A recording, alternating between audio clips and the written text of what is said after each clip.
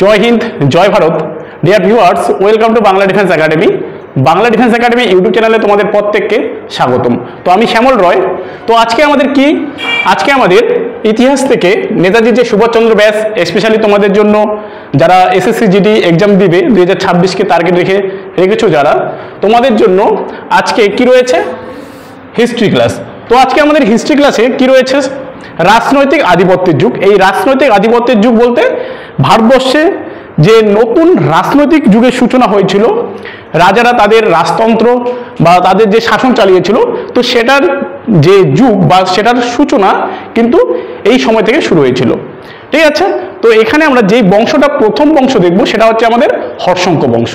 ঠিক আছে? হর্ষঙ্ক বংশের যে রাজা রয়েছেন বিম্বিসার, তিনি প্রথম কিন্তু এই বংশটা প্রতিষ্ঠিত করেছিলেন, যার নাম হচ্ছে হরিয়াঙ্ক ডাইনেস্টি। এবার দেখো, ভারতবর্ষের প্রথম যে বংশ সেটা বললাম হরিয়াঙ্ক ডাইনেস্টি, বা বাংলায় আমরা বলবো হর্ষঙ্ক বংশ। তারপরে যে রাজবংশটা মগধে রাজত্ব করবে সেটা হচ্ছে আমাদের শিশুনাগ বংশ, এবং শিশুনাগ বংশের পরে নন্দ বংশ। তো আজকে আমরা টোটাল 3টা বংশ কিন্তু পড়বো। দেখো, প্রথমে রয়েছে আমাদের হর্ষঙ্ক বংশ, তারপর শিশুনাগ বংশ এবং নন্দ বংশ। এই 3টা বংশ থেকে আজকে আমরা ফুললি কনসেপ্টচুয়াল ক্লাস করব। ঠিক আছে? তাই তোমরা কেউ ক্লাসটি স্কিপ না করে পুরো ক্লাসটি দেখার চেষ্টা করবে। তো দেখো, প্রথমে রয়েছে আমাদের রাজনৈতিক আধিপত্যের যুগ, হরিয়াঙ্ক ডাইনেস্টি, যেটা সময়কাল যদি আমরা দেখি 545 খ্রিস্টপূর্ব থেকে 430 খ্রিস্টপূর্ব। এখানে তোমাদের একটা প্রশ্ন আসতেই পারে যে 545 থেকে 430 কিভাবে হচ্ছে? অ্যাকচুয়ালি এটা রয়েছে খ্রিস্টপূর্ব। খ্রিস্টপূর্ব মানে হচ্ছে যীশু খ্রিস্টের জন্মের পূর্বের এই ঘটনাগুলি। ঠিক আছে? তো কি বললাম? যীশু খ্রিস্টের জন্মের পূর্বে, তাই এটাকে খ্রিস্টপূর্ব বলে। আর খ্রিস্টাব্দ যদি আমরা দেখি, যীশু খ্রিস্টের পরে যেই সালগুলো থাকবে সেটাকে আমরা খ্রিস্টাব্দ বলবো, তাই তো? তো খ্রিস্টপূর্ব কি হয়? বড় থেকে ছোটে আসে। যেমন আমি 500 লিখলাম, এবার 500 পরে কি হবে? 499। তো এরকম করে কমতে থাকবে। খ্রিস্টপূর্ব মানে কি? উপর থেকে নিচে আসবে, মানে ডাউন হবে। আর খ্রিস্টাব্দ মানে কি? নিচ থেকে উপরে উঠবে। বোঝা গেল? তো আমরা যদি দেখি, ভারতের প্রথম যে রাজবংশ সেটা হচ্ছে আমাদের হর্ষঙ্ক বংশ, যেটা কিনা আমাদের বিম্বিসার কিন্তু প্রতিষ্ঠা করবেন। এটা অ্যাকচুয়ালি আমরা যদি দেখি, এর আগে যে আমরা ক্লাসগুলো করেছিলাম, প্রথমে যে ক্লাসটি করেছিলাম সেটা কি? ইতিহাসের সূচনা বা প্রাচীন ভারতের ইতিহাসের উৎস। নেক্সট যেটা করেছিলাম হরপ্পা সভ্যতা, সিন্ধু সভ্যতা। তারপরে আমরা করেছিলাম বৈদিক যুগ, পরবর্তী বৈদিক যুগ। এরপর আমরা কি করেছিলাম? ষোড়শ মহাজন পথ, প্লাস তার সঙ্গে করেছিলাম আমরা গৌতম বুদ্ধ বা বৌদ্ধ ধর্ম। তারপরে করেছিলাম আমরা জৈন ধর্ম। তো এই বৌদ্ধ ধর্ম, জৈন ধর্মের সমসাময়িক এই বংশটা কিন্তু শুরু হয়। আমরা যদি দেখি, ষোড়শ মহাজন পদের যে 16টা নতুন রাজ্যের সৃষ্টি হয়েছিল, এই 16টা নতুন রাজ্যের মধ্যে আমরা যদি দেখি, মগধ সব থেকে শক্তিশালী হয়। এবং এই মগধেই আমরা যদি দেখি, এই হর্ষঙ্ক বংশের কিন্তু সূচনা হয়। কি বললাম? এই মগধে কিন্তু এই হর্ষঙ্ক বংশের সূচনা হয়েছিল। এবং সূচনাটা কে করেছিল? বিম্বিসার। তো দেখো, প্রথমেই আমরা বিম্বিসার সম্পর্কে জেনে নেব। তো বিম্বিসার যে কিনা 545 থেকে 453 পর্যন্ত রাজত্ব করেছিল খ্রিস্টপূর্ব। ঠিক আছে? দেখো কি রয়েছে, তিনি ছিলেন এই বংশের প্রতিষ্ঠাতা। নেক্সট দেখো, তিনি শ্রেণীয় বা শ্রেণিক উপাধি ধারণ করেছিলেন। তার যে উপাধিটা ভীষণ গুরুত্বপূর্ণ। এখানে কিং বিম্বিসার সম্পর্কে রয়েছে। দেখো, এই যে সালগুলো রয়েছে, এই সালগুলো কিন্তু কি রয়েছে, মানে এখানে যেটা রয়েছে এখানে কিন্তু সেটা নেই, কারণ এটা অনুমানিক সাল। ঠিক আছে? এবার দেখো, তার প্রথম রাজধানী ছিল গিরিব্রজ, এবং পরবর্তীকালে গিরিব্রজ থেকে তিনি রাজগিরি কিন্তু স্থানান্তরিত করেছিলেন। ভীষণ ইম্পর্টেন্ট এটাও। দেখো, এবার যদি আমরা বলি যে রাজগির বা গিরিব্রজ বর্তমানে কোথায়, এটি যদি আমরা দেখি, এটি হচ্ছে আমাদের ঝাড়খণ্ড রাজ্যে। কোথায়? ঝাড়খণ্ড রাজ্যে। আর আমরা যদি মগধটা দেখি, বর্তমানে মগধ রাজ্যটা কোথায় ছিল? এবার যদি আমরা দেখি, বর্তমানে মগধ যে রাজ্যটা রয়েছে সেটা কিন্তু বিহার রাজ্যের মধ্যে রয়েছে। বর্তমানে আমাদের বিহার রাজ্যে পূর্ব নাম ছিল মগধ। বোঝা গেল? এবার দেখো, বিম্বিসারের রাজকীয় চিকিৎসক ছিলেন, যার নাম হচ্ছে জীবাক বা বলা হয় জীবক। ঠিক আছে, মানে পার্সোনাল ডক্টর আমরা যাকে বলি, যে কিনা শলাবর্তীর পুত্র। ওকে, এরপরে দেখো তিনি গৌতম বুদ্ধের সমসাময়িক ছিলেন। তার মানে আমরা দেখলাম যে বিম্বিসার যে রাজা রয়েছেন হর্ষঙ্ক বংশের প্রতিষ্ঠাতা, তিনি গৌতম বুদ্ধের সমসাময়িক ছিলেন। বোঝা গেল? গৌতম বুদ্ধ, গৌতম বুদ্ধ মানে আমাদের বৌদ্ধ ধর্মের প্রবর্তক।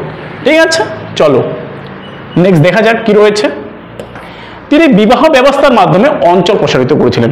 কারণ তিনি যে প্রথম, ধরো এই জায়গাটা মগধ, এই জায়গাটার নাম কি? মগধ, তাই তো? তিনি প্রথমে যদি আমরা দেখি মগধের রাজা হন এবং মগধে তিনি ভারতের প্রথম যে বংশ হর্ষঙ্ক বংশ প্রতিষ্ঠা করেন। এবার তার টার্গেট কি থাকবে? তার ধরো এইটুক রাজ্য রয়েছে, এবার রাজ্যটাকে তো প্রসারিত করতে হবে, বাড়াতে হবে, রাজ্যটার চতুর্দিকে তো বাড়াতে হবে। তো তার জন্য তিনি প্রথমে কি করেছিলেন? বিবাহ ব্যবস্থার মাধ্যমে অঞ্চল প্রসারিত করেছিলেন।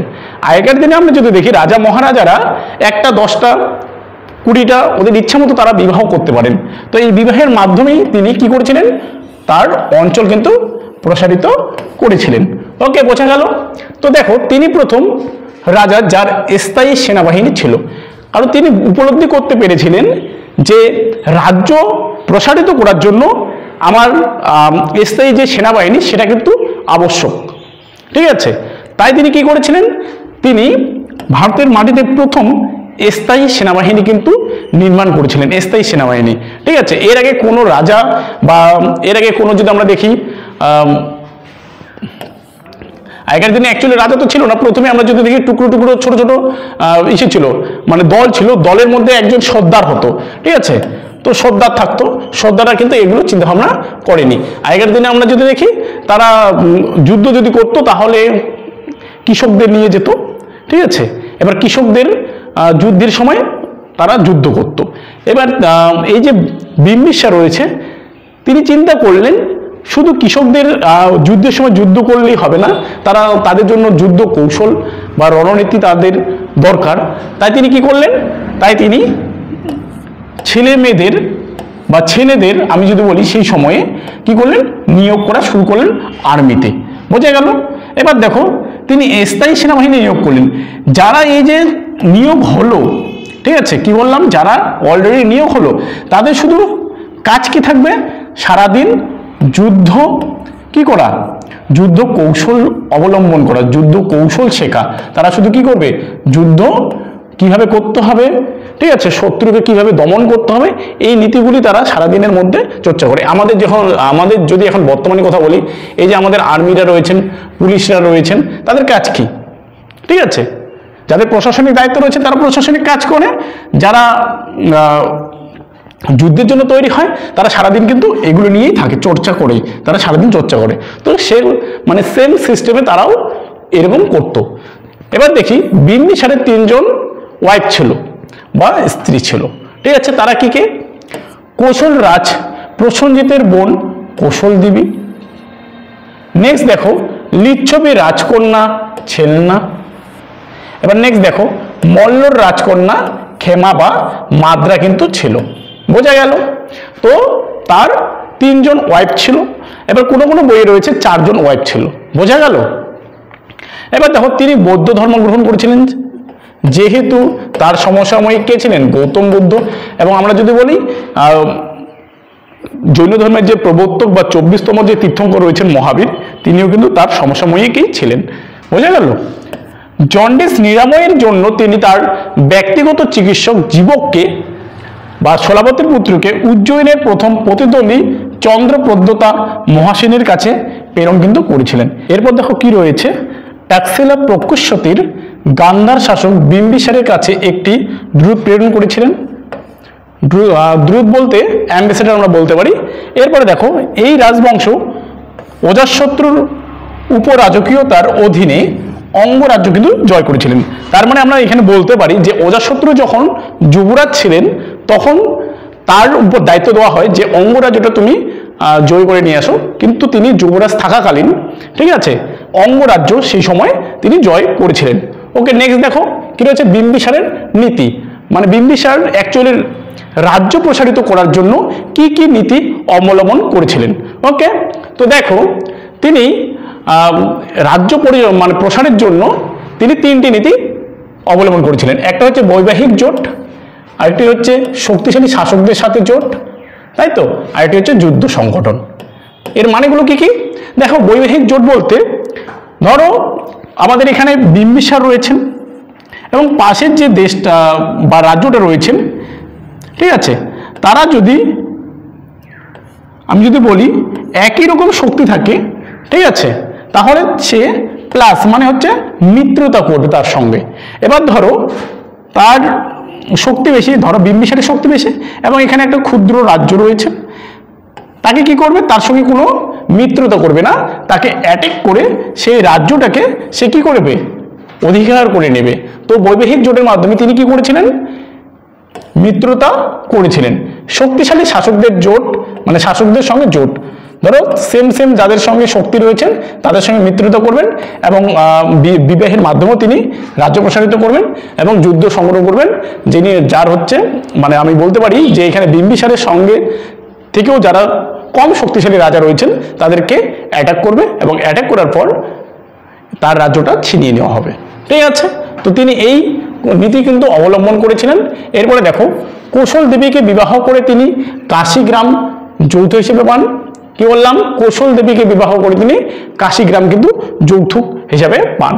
এরপরে দেখো, বিম্বিসারের পর সিংহাসনে বসেন তার পুত্র অজাতশত্রু, যেটা হচ্ছে ছেলনার গর্ভজাত সন্তান, মানে তার যে দ্বিতীয় ওয়াইফ রয়েছেন বা স্ত্রী রয়েছেন তার পুত্র হচ্ছে এই অজাতশত্রু। তিনি তার পিতাকে কিন্তু হত্যা করে সিংহাসনে বসেন। তিনি তার বাবাকে বা পিতাকে হত্যা করে কিন্তু সিংহাসনে বসেছিলেন, কারণ আগেকার দিনের রুলস ছিল যে রাজার বড় ছেলে কিন্তু সিংহাসনে বসবে, তাই তো। তো অজাতশত্রু কিন্তু এই বিম্বিসারের প্রথম পুত্র ছিলেন না, তাই তিনি তার বাবাকে হত্যা করে সিংহাসনে বসেছিলেন।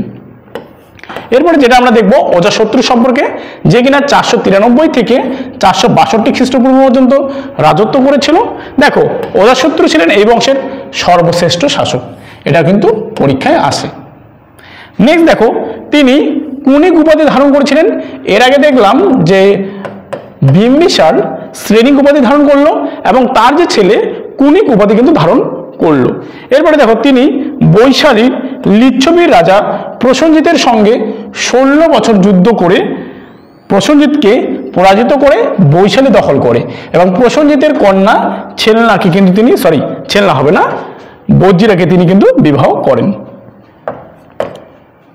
এবার দেখো কি বললাম, এই যে প্রসেনজিতের সঙ্গে কার যুদ্ধ হবে? অজাতশত্রুর যুদ্ধ হবে। অ্যাকচুয়ালি এটা মামা ভাগ্নে। মামা ভাগ্নেটা কেমন?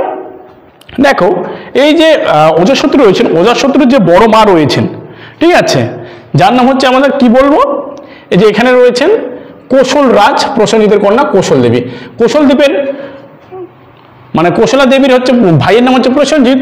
এবার দেখো, প্রসেনজিতের যে জামাইবাবু রয়েছেন বিম্বিসার, তাকে হত্যা করবেন তার ছেলে অজাতশত্রু। এবার অজাতশত্রু তার বাবাকে হত্যা করলো, হত্যা করে মেরে ফেলে সিংহাসনে বসলো। এবার এটা কিন্তু প্রসেনজিৎ মেনে নিতে পারেননি, তাই প্রসেনজিৎ কি করেছিলেন, তার জামাইবাবুকে যে বা যৌথ হিসেবে যে জমিটা দিয়েছিলেন বা গ্রামটা দিয়েছিলেন, কাশী গ্রামটা, সেটা তিনি আবার নিয়ে নিয়েছিলেন। এবার দেখো, এই কাশী গ্রামটা নেওয়াতে অজাতশত্রুর সঙ্গে মানে তার ভাগিনার সঙ্গে যুদ্ধ হয় প্রসেনজিতের। এবার যুদ্ধটা হয় কত বছর ধরে? 16 বছর ধরে। এই 16 বছর যুদ্ধ করার পর, ঠিক আছে, প্রসেনজিৎ কিন্তু যুদ্ধে হেরে যায়। এবার হেরে যাওয়ার পর অজাতশত্রুর সঙ্গে তার মৈত্রতা স্থাপন হয় এবং এই মৈত্রতার মাধ্যমে তিনি কিন্তু সেই কাশী গ্রামটা নিয়ে নেয়, প্লাস বজ্জিরাকে কিন্তু বিবাহ করে। ঠিক আছে, দেখো, তিনি যুদ্ধে দুটি অস্ত্র ব্যবহার করেছিলেন। কে করেছিলেন? অজাতশত্রু। একটা হচ্ছে মহাশিলা কণ্টক, আর একটা হচ্ছে কি রথ মশালা বা মুসালা বলা হয়। এবার দেখো, মহাশিলা কণ্টক জিনিসটা কি? দেখো, একটি যুদ্ধ ইঞ্জিন যা বড় পাথরকে চূর্ণ বিচ্ছিন্ন করে দেয়। আর রথ মশালা কি? রথ মশালা হলো এক ধরনের রথগোদা যা শত্রুকে পরাস্ত করতে সাহায্য করে।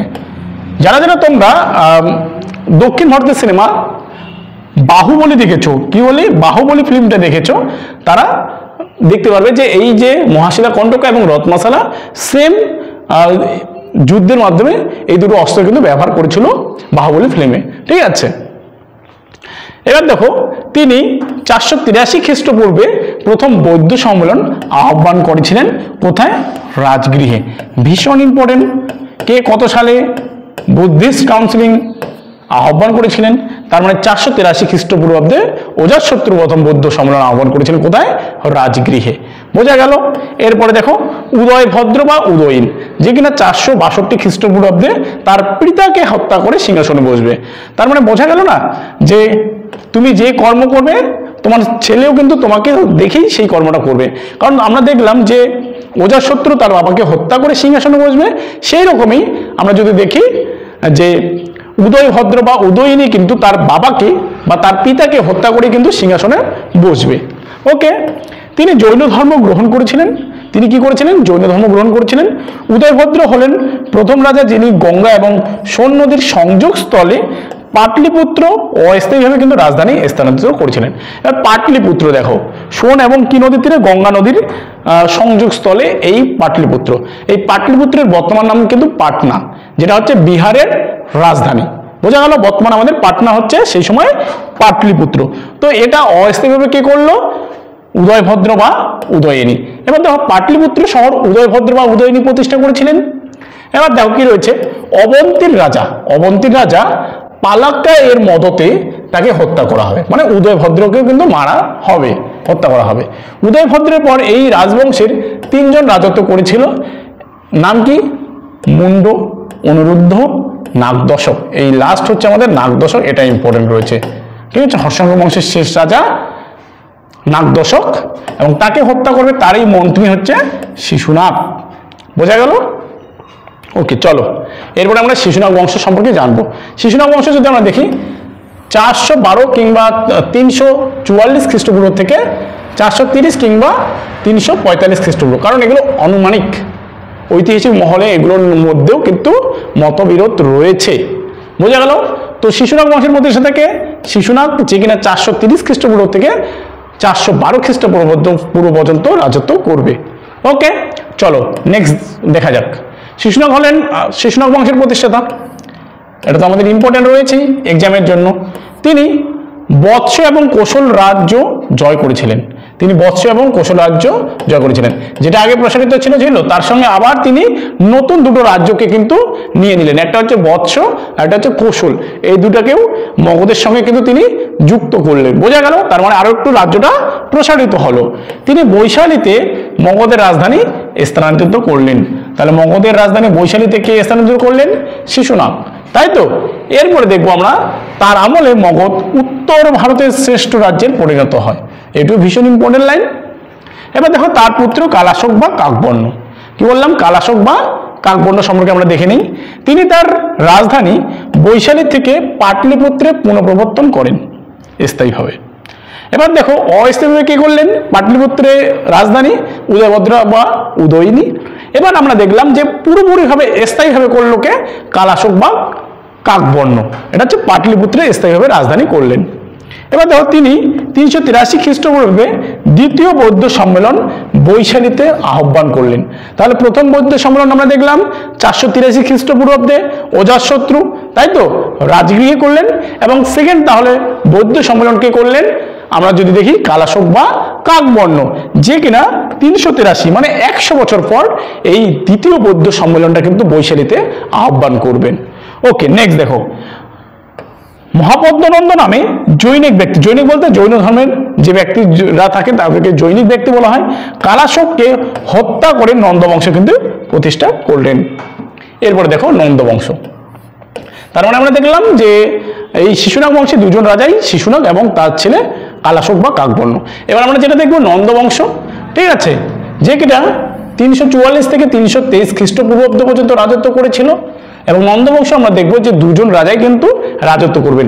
একটা হচ্ছে ধননন্দ, একটা হচ্ছে মহাপদ্মনন্দ, তারপরে হচ্ছে ধননন্দ। বোঝা গেল? এবার দেখো প্রথমে যেটা দেখবো মহাপদ্মনন্দ সম্পর্কে জানবো। তিনি জৈনিক ব্যক্তি ছিলেন। দেখো নন্দবংশের প্রতিষ্ঠাতা হলেন মহাপদ্মনন্দ, ভীষণ ইম্পর্টেন্ট এক্সামের জন্য, এসএসসি জিডি এক্সামের জন্য।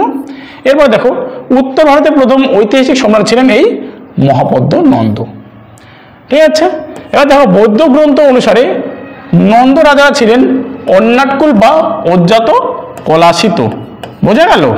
এই নন্দ বংশগুলো কি ছিল তাহলে? অন্নাটকুল বা অজ্জাত পলাশিত। এবার দেখো তোমাদের আরেকটা কথা বলে রাখি, তোমাদের জন্য দেখো যারা তো তোমরা এসএসসি জিডি 2026কে টার্গেট রেখেছো, তাদের জন্য আমাদের কিন্তু পেড কার্গিল ব্যাচও কিন্তু রয়েছে। কি বললাম? পেড কার্গিল ব্যাচ, যার মূল্য মাত্র 599 টাকায় তোমরা যদি করো সপ্তাহের 7 দিনই তোমরা ক্লাস পেতে পারো। ঠিক আছে, সন্ধ্যা 7টা থেকে তোমাদের ক্লাস থাকে 9টা 30 পর্যন্ত, 2.5 ঘন্টা করে রেগুলারলি ক্লাস হয়। ঠিক আছে, 7টার থেকে শুরু হবে 9টা পর্যন্ত, মানে 2.5 ঘন্টা 2 ঘন্টা 30 মিনিট কিন্তু রেগুলারলি তোমরা ক্লাস পাচ্ছ। ঠিক আছে, শনি থেকে রবি তোমরা প্রত্যেক দিন ক্লাস পাচ্ছ, সপ্তাহে 7 দিনেই ক্লাস পাচ্ছ। মাত্র আমাদের রয়েছে 599 টাকা কিন্তু কার্গিল পেইড ব্যাচ। 2026কে টার্গেট রেখেই কিন্তু আমরা চালু করেছি, তোমরা সেটা নিলে কিন্তু নিতে পারো। যার জন্য আমি মোবাইল নাম্বার বলে দিচ্ছি 9547511660, এই নাম্বারে কিন্তু তোমরা কন্ট্যাক্ট করতে পারো। ঠিক আছে, এছাড়া আমাদের কি রয়েছে তোমাদের জন্য, এই স্পেশালি কিন্তু নেতাজি সুভাষচন্দ্র ব্যাচটা রয়েছে। ঠিক আছে, যারা তোমরা এসএসসি জিডি 2026কে টার্গেট রেখেছো।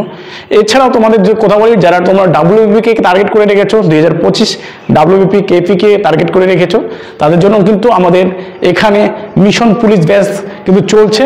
ঠিক আছে, তো তোমরা যারা যারা রুটিনটা জানো না তারা অবশ্যই প্লে লিস্টে যাবে, প্লে লিস্টে গিয়ে তোমরা দেখবে রুটিন বলে একটা লেখা আছে, সেখানে তোমরা রুটিনটা কিন্তু পেয়ে যাবে।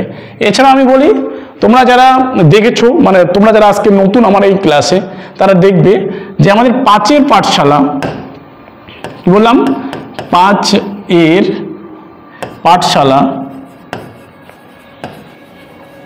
5-এর পাঠশালা.com এ যাবে। ঠিক আছে, ওয়েবসাইটে যাবে, সেখানে আমাদের ওয়েবসাইট রয়েছে 5-এর পাঠশালা.com-এ, সেখানে গিয়ে তোমরা লগ ইন করে তোমরা কিন্তু এখানে ফ্রি মক টেস্ট দিতে পারবে। ঠিক আছে, 5-এর পাঠশালায় গিয়ে তোমরা সেখানেও কিন্তু ফ্রি মক টেস্ট দিতে পারবে। এছাড়াও আমাদের Bangla defence academy Telegram channel রয়েছে, সেখানেও তোমরা কিন্তু জয়েন হতে পারো, এবং আমরা এই যে ক্লাসগুলো হচ্ছে সেগুলো কিন্তু পিডিএফ সেখানে দিয়ে থাকি। বোঝা গেল? তো চলো নেক্সট ক্লাস না, নেক্সট লাইন আমরা পড়ে নিই। উপাধি বলতে টাইটেল। এই যে আমরা দেখবো মহাপদ্মনন্দের টাইটেলগুলো কি কি, যেগুলো এক্সামে আসে। সেটা কি? একরাট, সর্বক্ষত্রিয় বেচ্ছতা, দ্বিতীয় পরশুরাম, উগ্রসেনা, একচ্ছেত্রা উপাধি তিনি কিন্তু ধারণ করেছিলেন। ভীষণ ইম্পর্টেন্ট লাইন এটি পরীক্ষার জন্য। ঠিক আছে, তার যে উপাধিগুলো রয়েছে বা টাইটেলগুলো রয়েছে, যেগুলো পরীক্ষায় কিন্তু বারবার আসে। তিনি জৈন ধর্ম গ্রহণ করেছিলেন। তার রাজধানী ছিল কোথায়? পাটলিপুত্র, বর্তমানে পাটনা। তার জন্ম হয় শূদ্র পরিবারে। তিনি প্রথম মগধে শূদ্র বংশ কিন্তু প্রতিষ্ঠা করেন। তার মানে শূদ্র বংশকে প্রতিষ্ঠা করলো মগধে? মহাপদ্ম নন্দ। এবার দেখবো আমরা ধননন্দ সম্পর্কে জানবো। ঠিক আছে, এটা হচ্ছে নন্দ বংশের শেষ রাজা ধননন্দ। দেখো, নন্দ বংশের শেষ রাজা হলেন ধননন্দ। তার রাজধানী কোথায় ছিল? পাটলিপুত্রে ছিল। ধননন্দের রাজত্বকালে গ্রিক বীর আলেকজান্ডার ভারতবর্ষে কিন্তু আক্রমণ করেছিলেন 327 খ্রিস্টপূর্বে। এবার আলেকজান্ডার কোথাকার রাজা ছিলেন? ম্যাসিডনের রাজা ছিলেন। দ্বিতীয় আলেকজান্ডার দ্য গ্রেট, তিনি সমগ্র পৃথিবী জয় করতে চেয়েছিলেন। এবার তিনি সমগ্র পৃথিবী জয় করতে চেয়েছিলেন, এবং তিনি এই নন্দ বংশের রাজা ধননন্দের সময় কিন্তু ভারতবর্ষে এসে, মানে উত্তর পশ্চিম ভারতবর্ষে এসে পৌঁছেছিলেন, যেটা হচ্ছে সময়কাল 327 খ্রিস্টপূর্ব। তিনি 19 মাস কিন্তু ভারতে ছিলেন। কত মাস? 19 মাস। পরীক্ষায় বারবার আসে, তিনি প্রায় 19 মাস ছিলেন। ওকে, এবার দেখো, তিনি যখন ভারতবর্ষে এসেছিলেন তখন উত্তর ভারতের রাজা ছিলেন একজন হচ্ছে অম্বি, যে কিনা বিনা যুদ্ধে তার বর্ষতা স্বীকার করেছিল। আর একজন রাজা ছিলেন পুরু। কি নাম? পুরু। ঠিক আছে, তিনি কিন্তু এই আলেকজান্ডারের সঙ্গে তার যুদ্ধ হয় দয়া নদীর তীরে না, এটা হচ্ছে আমরা যদি দেখি ঝিলাম নদীর তীরে, যেটা আমরা ঝিলামের যুদ্ধ বলবো। ঠিক আছে, বা আমরা বলতে পারি হিদাসপিসের যুদ্ধ। ঠিক আছে, তো পুরুর যে যুদ্ধ বা দক্ষতা দেখে, ঠিক আছে, বীরত্ব দেখে পরবর্তীকালে যদি আমরা দেখি, এই আলেকজান্ডার তার কিন্তু রাজ্যটা তিনি ফিরিয়ে দিয়েছিলেন। ঠিক আছে, এই গেল আমাদের আলেকজান্ডার সম্পর্কে। এবার আলেকজান্ডার এই নন্দ বংশের যে রাজা ধননন্দকে দেখি কিন্তু পরবর্তীকালে তার যে সেনাবাহিনী সবকিছু দেখার পরে, তার যে শক্তিশালী সবকিছু দেখার পরে কিন্তু এই আলেকজান্ডার নিজের দেশে ফিরে যাওয়ার কিন্তু সিদ্ধান্ত নিয়েছিলেন। এবার যাওয়ার পথে, ব্যাবিলনে যাওয়ার পথে তিনি জ্বরে আক্রান্ত হয়ে পড়েন এবং 32 বছর বয়সেই কিন্তু তিনি মারা যান। বোঝা গেল? এই হলো আলেকজান্ডারের কাহিনী। বোঝা গেল? এবার আমরা দেখব ধনানন্দ সম্পর্কে। দেখো, গ্রিক ক্লাসিক্যাল লেখকরা তাকে আগ্রামেস বা জেন্ডামেস নামে কিন্তু অভিহিত করেছেন। এবার দেখো, নন্দ পক্রমাণী নামক মাপার পদ্ধতি তিনি কিন্তু প্রবর্তন করেছিলেন বা ধনানন্দ প্রবর্তন করেন। তক্ষশিলার ব্রাহ্মণ কৌটিল্য বা বিষ্ণুগুপ্ত, কি বললাম, কৌটিল্য বা বিষ্ণুগুপ্ত বা চাণক্যের সাহায্যে চন্দ্রগুপ্ত মগধের নন্দবংশের শেষ রাজা ধনানন্দকে 324 খ্রিস্টপূর্বে উচ্ছেদ করে মৌর্য বংশ প্রতিষ্ঠা করেন। এবার দেখো, ধনানন্দ এতটা শক্তিশালী থাকার পরেও কেন তিনি এই যে চন্দ্রগুপ্ত মৌর্যের কাছে হেরে যান। ঠিক আছে, বোঝা গেল? এবার এইখানে তোমাদের দুই একটা কথা বলি। এবার দেখো, ধনানন্দ সেই সময় ভারতবর্ষের মধ্যে সব থেকে বড় রাজা ছিলেন। এবার দেখো, তার বিশাল বড় সেনাবাহিনী ছিল। এই সেনাবাহিনীর জন্য তার কি করতে লাগতো? ভরণ পোশাক প্লাস বেতন দিতে হতো। এবার বেতনের দেওয়ার জন্য তিনি কি করতেন? সেই সময় যারা প্রজারা ছিলেন তাদের উপর অতিরিক্ত হারে তিনি ট্যাক্স বা কর লাগিয়ে দিয়েছিলেন বা চাপিয়েছিলেন, যার ফলে এই ধরনদের যে অতিরিক্ত হারে এই কর বা ট্যাক্সের জন্য সেই সময়কার যদি আমরা দেখি প্রজাগণ খুবই মর্মাহত বা মানে আমি কি বলবো এটাকে, মর্মাহত বা আমরা বলতে পারি দিন দিন খেতে পায় না। বোঝা গেল? যার ফলে আমরা দেখব যে তারা, যারা প্রজারা রয়েছেন, তারা ধনানন্দকে কি করবেন না? পছন্দ করবেন না। ঠিক আছে? এছাড়া আমরা যদি দেখি দেশের বিভিন্ন জায়গায় বিদ্রোহ শুরু হয়েছিল, আলেকজান্ডারও এসেছিল, তো তিনি সেগুলোতে মনোযোগী কিন্তু ছিলেন না। বোঝা গেল? তিনি ভেবেছিলেন যে আমার এত বড় একটা বিশাল সাম্রাজ্য, সেটা কেউ এটাকে ভেঙে, কেউ এটাকে বিচ্ছেদ করে আমাকে তাড়িয়ে দিতে পারবেন না। কিন্তু তার এই ভুলের জন্য আমরা দেখব যে কৌটিল্য বা চাণক্য বা বিষ্ণুগুপ্ত নামে যে একজন ব্যক্তি রয়েছেন, তিনি এই নন্দ বংশের রাজা ধনানন্দকে উচ্ছেদ করার জন্য চন্দ্রগুপ্তকে কিন্তু কাজে লাগাবেন। বোঝা গেল? চন্দ্রগুপ্ত, এবং চন্দ্রগুপ্ত ধীরে ধীরে ধীরে ধীরে তার সাম্রাজ্যকে বা নন্দ বংশের যে রাজা রয়েছে, ধনানন্দের যে সাম্রাজ্য আছে সেটাকে দুর্বল করবেন এবং কয়েক বছরের মধ্যেই ধনানন্দকে উচ্ছেদ করে বা মেরে ফেলে তিনি কিন্তু ভারতবর্ষের মাটিতে একটি নতুন রাজবংশ গঠন করবেন, যার নাম হচ্ছে মৌর্য বংশ। বোঝা গেল? তো এরপরে টপিকে আমরা মৌর্য বংশ সম্পর্কে পড়ব। আর এই ক্লাসটি তোমাদের কেমন লাগলো তোমরা অবশ্যই আমাকে কমেন্ট করে জানাও, এবং চ্যানেলে নতুন হয়ে থাকলে অবশ্যই চ্যানেলটিকে সাবস্ক্রাইব করো এবং পাশে থাকা বেল আইকনটি প্রেস করে দাও।